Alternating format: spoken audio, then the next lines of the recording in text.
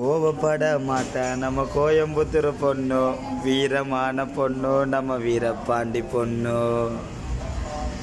சொன்ன பேச்சு கேட்க மாட்டா திருச்சிக்கார பொண்ணு, சீக்கிரத்தில் சிரிக்க மாட்டா சிவராத்திரி.